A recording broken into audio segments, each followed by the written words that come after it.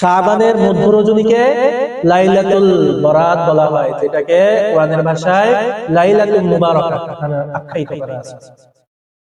লাইলাতুন নিসফি মিন শাবান, মধ্য রজনীর রাত। আসসালামু আলাইকুম। আলহামদুলিল্লাহ ওয়াসসালাতু ওয়াসসালামু আলা মান লা নাবিয়্যা বা'দাহু ওয়া আলা আলিহি ওয়া আসহাবিহি আজমাইন, আম্মা বা'দ।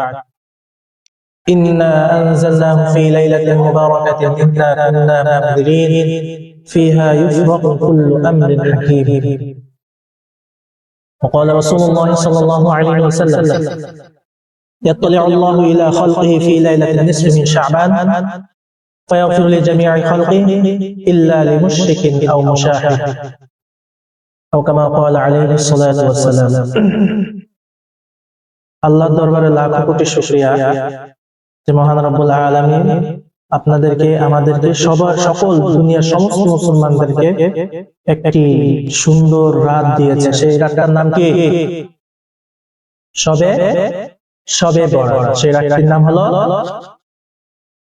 আল্লাহর হাবিব সাল্লাল্লাহু আলাইহি ওয়াসাল্লাম ইরশাদ করেন, ইয়াত্তালিউল্লাহু ইলা খালকিহি ফি লাইলাতিন নিসফি মিন শাবান ফায়াগফিরু লিজামিই খালকি ইল্লা লিমুশরিকিন আও মুশাহিন।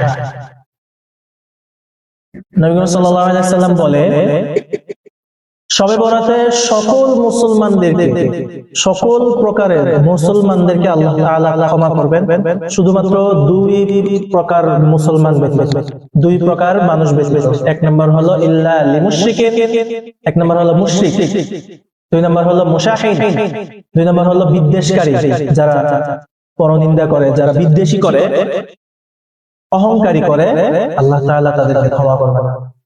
কি বলতে বুঝছেন? আসেন এবার জানি মুশরিক কাকে বলে। মুশরিক কাকে বলা হয়? যে আল্লাহ তাআলার সাথে অন্য কাউকে শিরিক করে, অন্য কাউকে শরীক করে, তাই না? মুশরিক আল্লাহ তাআলার সাথে অন্য কাউকে শরীক করাকে কি বলা হয়? মুশরিক বলা হয়। বুঝতে পারছেন? এবার দুই নম্বর হলো যারা অহংকারী করে। কি করে? যারা অহংকারী করে আল্লাহ তাআলা তাদের দোয়া কবুল করে। অহংকার মুক্ত থাকতে হবে, বুঝছেন? যারা মুশরিক সে তো মুশরিকই, তার সিজদা, তার দোয়া, তার কোনো কিছু আল্লাহর দরবারে কবুল হবে না যতক্ষণ না পর্যন্ত সে মনে প্রাণে থেকে একদম আল্লাহর দরবারে তওবা করে আবার ঈমান আনতে হবে। আবার কি আনতে হবে? ঈমান আনতে হবে। তাহলে কি আল্লাহ তাআলা তার দোয়া, তার মুনাজাত, তার নামাজ, তার তাসবিহ আল্লাহ তাআলা সব কিছু কবুল করবে। শাবানের মধ্য রজনীকে লাইলাতুল বরাত বলা হয়, যেটাকে কোরআনের ভাষায় লাইলাতুল মুবারাকা আখ্যায়িত করা আছে। লাইলাতুন নিসফি মিন শাবান, মধ্য রজনীর রাত, শবে বরাতের রাত নিয়ে কিছু ইবাদতের কথা শুনি। হ্যাঁ, সর্বপ্রথম হলো নফল নামাজ পড়া। নিজের সাধ্য অনুযায়ী নফল নামাজ পড়া, কোনো ধরা বাধা নাই যে 5 রাকাত করতে হবে, 10 রাকাত করতে হবে, 12 রাকাত করতে হবে, 100 রাকাত করতে হবে, এরকম কোনো ধরা বাধা নাই। 2 রাকাত করে নামাজ পড়া, ঠিক আছে?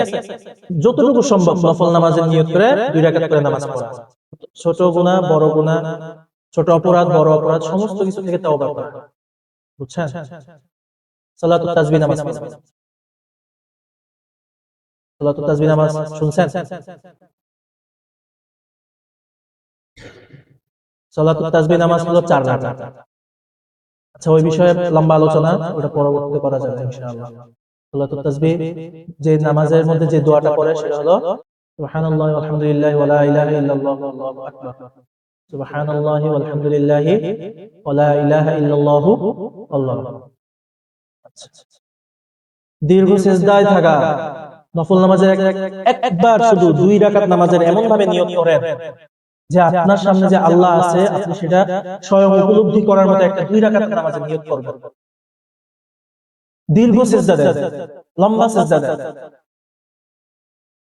আল্লাহ তাআলা সিজদাকারী বান্দাদেরকে অনেক পছন্দ করেন, অনেক।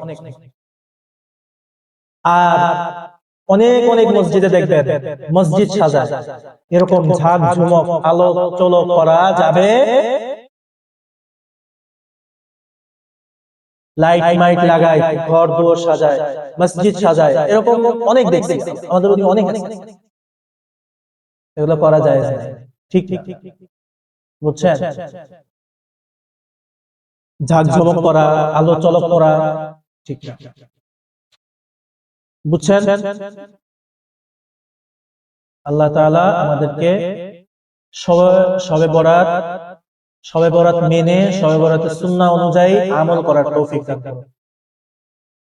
শবে বরাত সামনে কেন্দ্র রেখে আল্লাহ তাআলা আমাদের সমস্ত গুনাহ মাফ করে দেন, রমজান পর্যন্ত পৌঁছার তৌফিক দান করুন। ওয়া আখিরু দাওয়ানা আলহামদুলিল্লাহি রাব্বিল আলামিন।